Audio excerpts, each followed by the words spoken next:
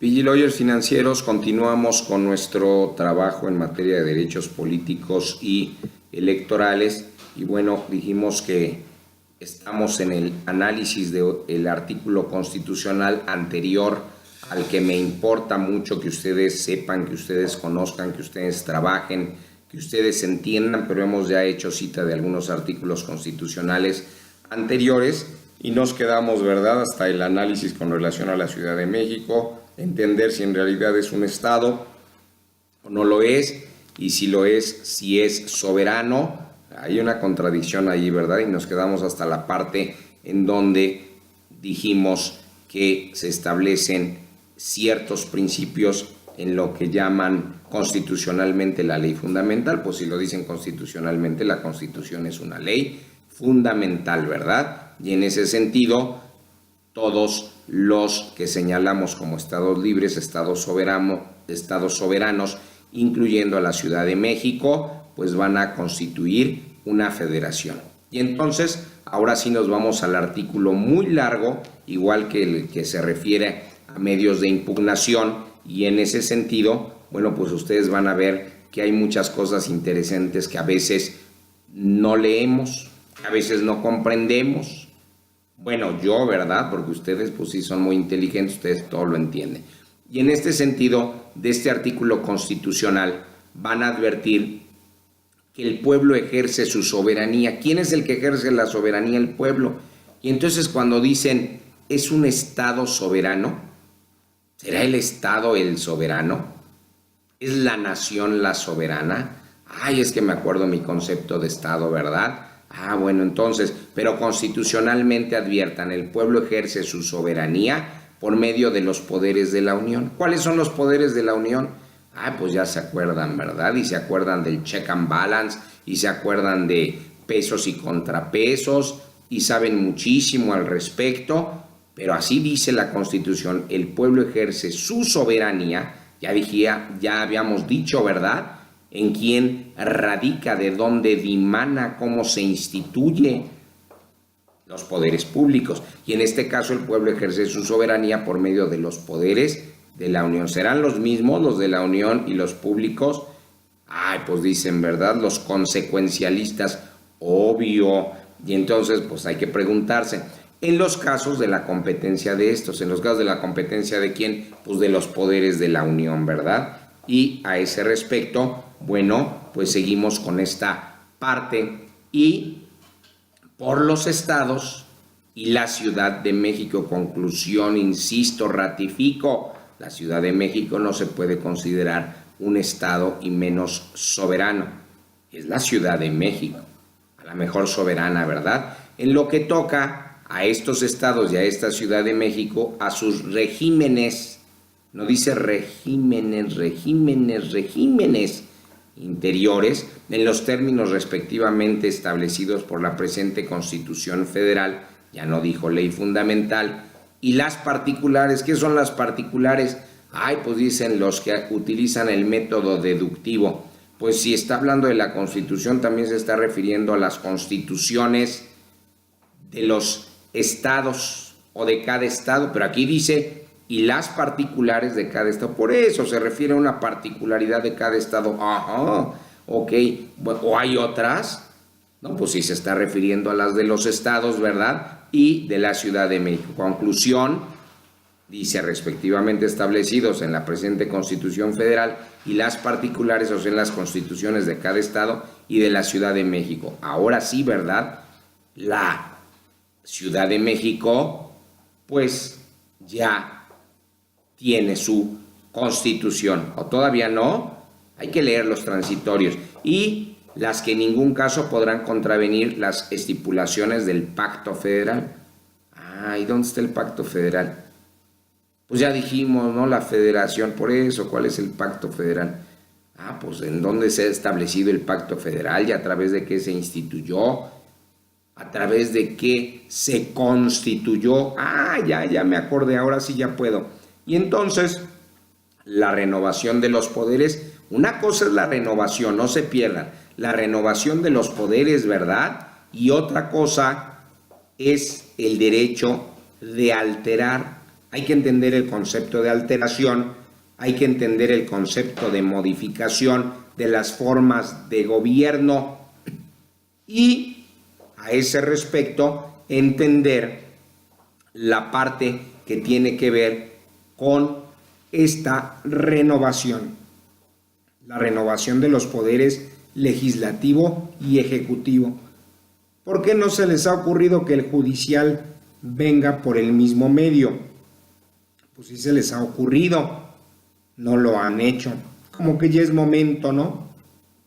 Ya estuvo bueno de dedazos para algunos incompetentes, porque hay unos muy competentes, yo los veo que cobran, y pues como cobran deben de ser muy competentes, no creo que nomás así, ¿verdad? Luego se ve cuando se presentan, ¿verdad? Ante el Congreso, ante las cámaras, que sí saben. Bueno, todo esto se va a realizar mediante elecciones. ¿Para quiénes? Pues ya dijimos, me está abogando, fíjense, de andar haciendo estos comentarios. Seguramente algo echaron.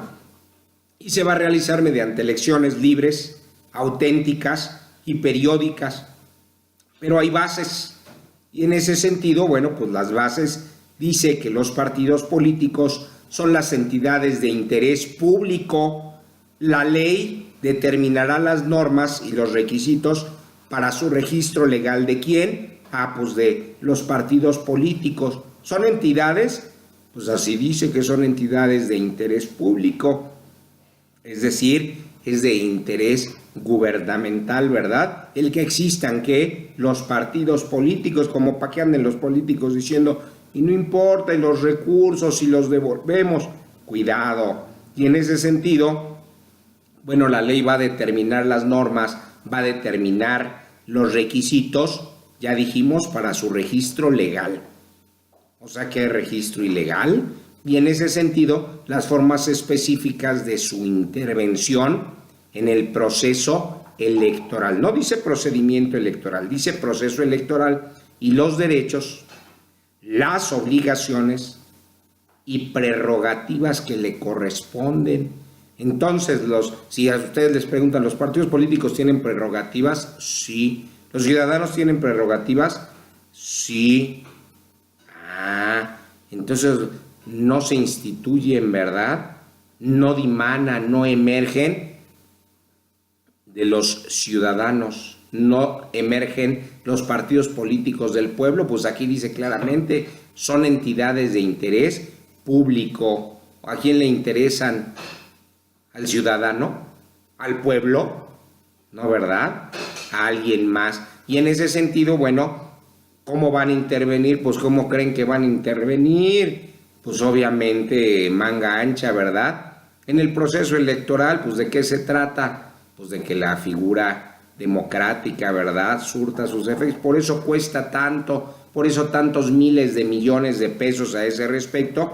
Y bueno, en el proceso electoral, ¿qué es lo que va a estar advirtiendo el interés público? Pues los derechos, las obligaciones y las prerrogativas que les correspondan, ya dijimos a quién, a los partidos políticos, que son ¿qué? Pues entidades del interés gubernamental, ¿verdad? Y así, pues ustedes van a poder advertir parte de todo esto, ¿verdad? Y entonces, si nos vamos al segundo párrafo de la fracción que estamos estudiando con el artículo que nos importa constitucional, los partidos políticos pues tienen como fin, no dice como objetivo, no dice como obligación, no dice deberán de cumplir, solamente tienen como fin promover la participación del pueblo en la vida democrática. En la vida democrática. Ok, sí, pues vivimos en una democracia, ¿no? Ajá. Y entonces contribuir a la integración de los órganos de representación política. Entonces, ¿quiénes? Pues los partidos políticos, ¿verdad? Y como organizaciones de ciudadanos. Entonces, los partidos políticos, ¿qué fines tienen? Pues promover la participación del pueblo en la vida democrática. También van a contribuir a la integración de los órganos de representación política y como organizaciones de ciudadanos, hacer posible el acceso de estos, de quienes, de los ciudadanos, al ejercicio del poder público, de acuerdo con los programas, con los principios y las ideas que postulan. Entonces, todo partido político que debe de tener un programa, ¿qué debería de seguir? Pues sus propios principios, sus ideas, lo que postulan, ¿verdad? Para que ustedes estén ahí, no estar ofreciendo candidaturas. Cuando les digan, tú vas para diputado, pero no vas en la pluri, muchas gracias, ahí nos vemos, adiós. Pues ya sabes que vas a batallar. Es que no, nada es fácil en la vida. Todo tiene un precio. Qué bien, me da mucho gusto. No vas para senador, no vas para diputado pluri, pues sigues igual y así te puedes echar. Conozco varios, ¿verdad? Conocidos que tienen ahí 30, 40 años y siempre los he visto en el mismo papelón. ¿De qué viven? Pues hay la importancia, ¿verdad?, de tanto recurso público en los partidos políticos. ¿Será necesario mantener todo eso? Pónganse a trabajar, pónganse a hacer algo bueno, pónganse a producir, pónganse a industrializar, a prestar servicios. Ya estuvo bueno de mantener ese atajo. Muchas gracias.